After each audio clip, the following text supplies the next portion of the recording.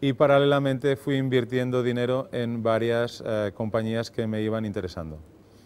Una de las que invertí, os la explico porque tiene mucho interés y tiene mucho que ver con los tuiteros y con los frikis que somos del mundo este. Invertí en una empresa que se llama Viagogo.com, que es una empresa de venta de tickets de shows, básicamente en Londres, de segunda mano. El gobierno americano descubrió hace unos años que la venta de tickets alrededor de estadios o de teatros o de cines de segunda mano era altísima cuando la demanda superaba la oferta. Y entonces en estas transacciones ni había un pago de impuestos por el margen ni había un pago de IVA, con lo cual era un fraude al gobierno.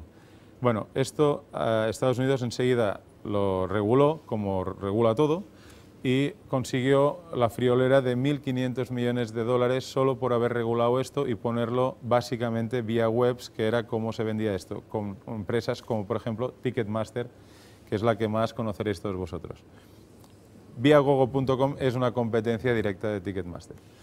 Bueno, pero Viagogo funciona básicamente en Londres. La montamos con unos amigos americanos y ingleses.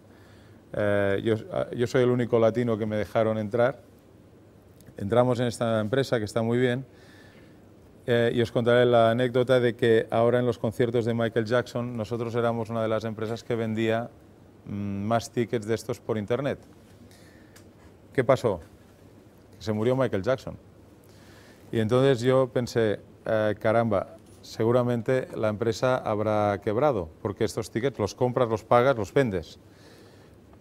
Bueno, ¿cuál fue nuestra sorpresa? Es que la gente no devolvió el ticket, quería quedarse el ticket como recuerdo, con lo cual estas cosas que tampoco en un business plan pondrías en tu vida, que son cosas emocionales, que son cosas nada racionales, pues hizo que la empresa no quebrara, al contrario, que ganara todo el dinero de la entrada, que la gente no quería que le devolvieras el dinero.